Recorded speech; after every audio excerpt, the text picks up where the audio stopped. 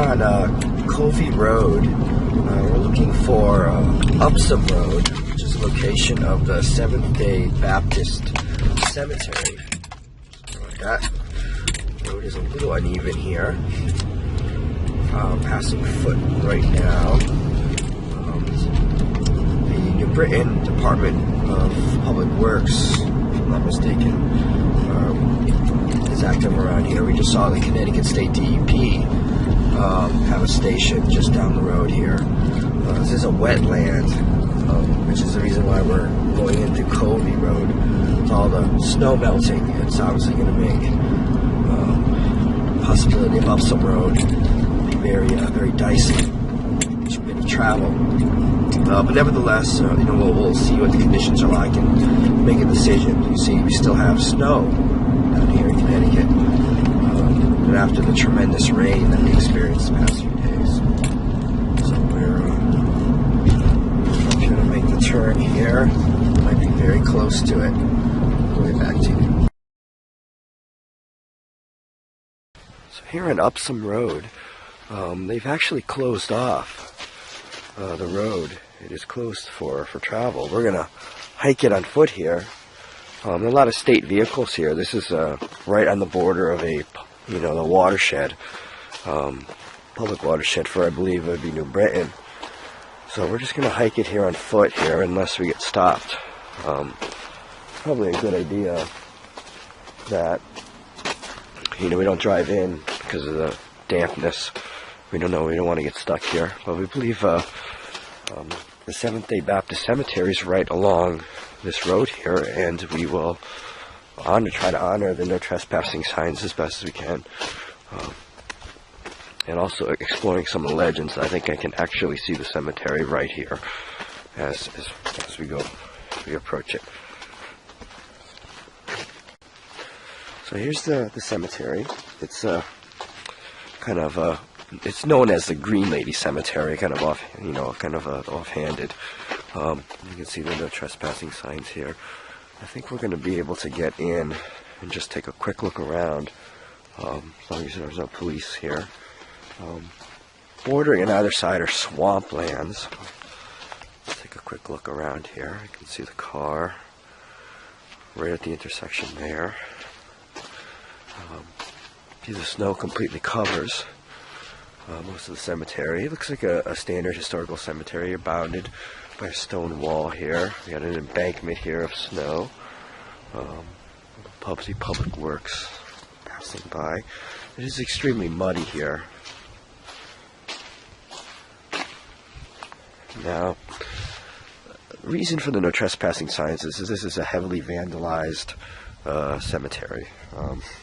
The story is, and this is confirmed, there are two people buried here, Benjamin and Elisabeth Palmiter, and this dates back to about 1800. The story goes is that the cemetery is haunted by Elizabeth. There's a couple versions where one of which is she was distraught that her husband had not returned during a snowstorm, and had gone out looking for him, and had actually fallen into the marshy swamplands here. She was wearing a green dress at the time, and as a result, her spirit, her spirit haunts the cemetery, and she's the Green Lady. So we're going to try to enter here very quickly. Other version is that Benjamin murdered her. Not quite as romantic as the worried lover. Now, one thing you'll notice here is that there aren't many stones. In fact, Elizabeth's stone has been removed. The oldest stone here should be Amy Spencer.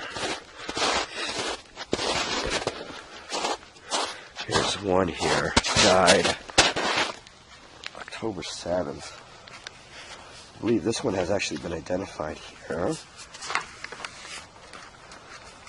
me take a good image of that. You see, checking my materials here. Yeah, there's one damaged headstone that says died October 7th, and the rest is unreadable. This one belongs to Amos Stillman, He was actually an ensign in the 4th Company of Hopkinton, Rhode Island militia during this Revolutionary War. Born 1762, died 1807 at the age of 45. Creepy, Connecticut did a great job of investigating this cemetery, and they discovered that there were, all totaled, 35 people who were buried in here, from the Coveys to the Palmiters, and this individual here, Mr. Amos Stillman, Revolutionary War soldier, this part right here. So look for Amy Spencer's. Hers is one of the only other gravestone that is readable. I believe it's bent over, so let's just take a quick look here. Then we'll talk about what happened to Elisabeth's gravestone.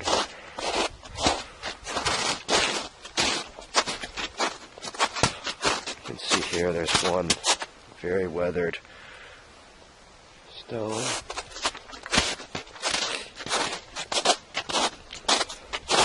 Marker here. See any writing on it?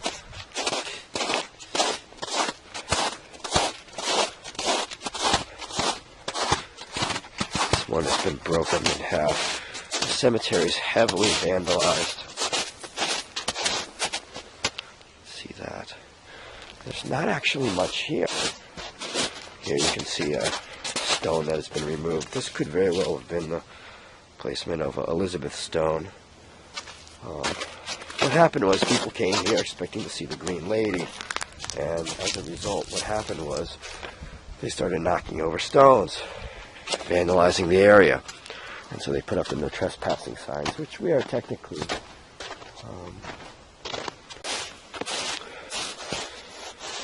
so this cemetery dates back, you're talking 18th century, early 19th century, and most of the 53 actual grave sites are no longer marked as a result of this. There's some other features here. One is in the trees there's a twisted figure that kind of looks like a woman. I'm looking up for something that looks like that, but if I spot it, I will give a quick look here. There's another one down here. I don't know if we've seen this one. So, compared to Rhode Island cemeteries, this one is, rather unremarkable. Amy Spencer's here. She is buried under some snow. I think you've already seen this one. Yeah, there's not much here.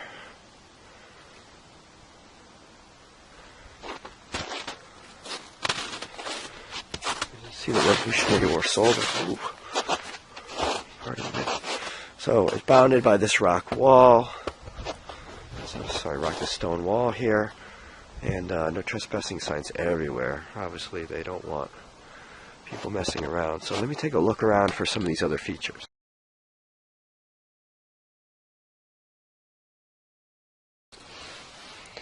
You can see it yourself there. This is in July of 2010. The actual theft of the Green Lady headstone, Elisabeth Palmiter, is about 200 pounds. It was reissued, I should say recast, in about 1980, thereabouts.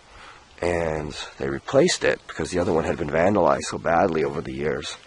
There's a car parked down the road here for some reason. It's just sitting there. I have absolutely no idea why. With their lights on. Could be police. Anyway. And so they put it back, and then people continued to come and vandalize it even more, and that was the end of that. They took it out. So let's take a look for this figure in the trees here, and see if we can find it. Yeah, you can see some really old trees here, really.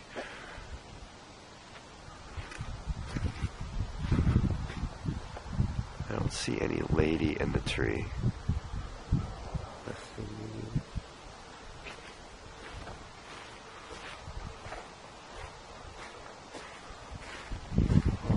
Up.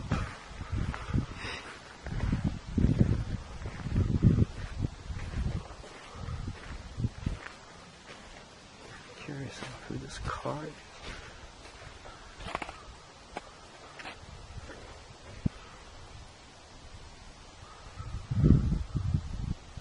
We can analyze the footage a little bit later. I don't really see it.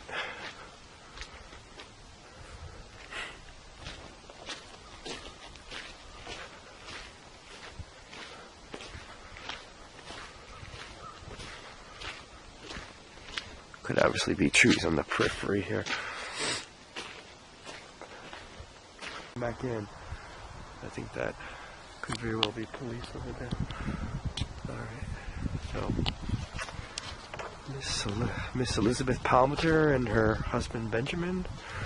Hopefully they rest in peace here. And leave the gravestones alone, people. If you do decide to venture here, I wouldn't recommend it since the road appears to be closed.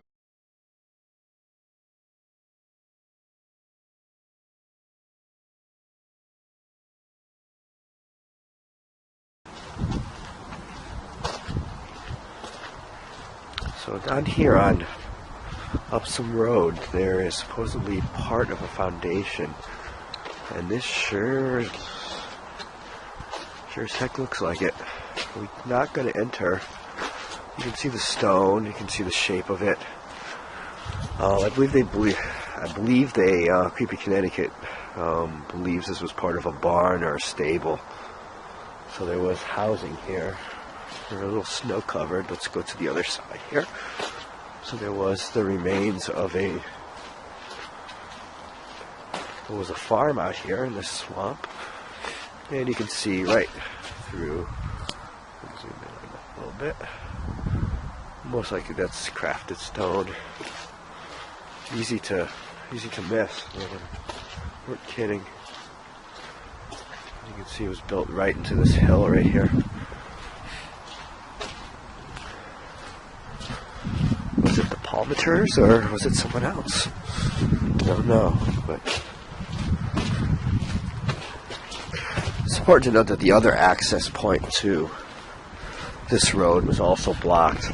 But I did read the signs. It said the road was closed, and the no trespassing signs, I assume, are for actually venturing into the woods here, since these are basically operated by. I'll turn away and start walking back. Operated by New Britain Water Department. This is a wetland, of course. And they strictly forbid motor vehicles, hunting, fishing, parking. But it didn't say walking or hiking. And so walking down this road, I don't see any reason necessarily why a person couldn't walk down here. So. Alright, we'll head back and we'll check out the next cemetery, the Smallpox Cemetery, which is here in Burlington.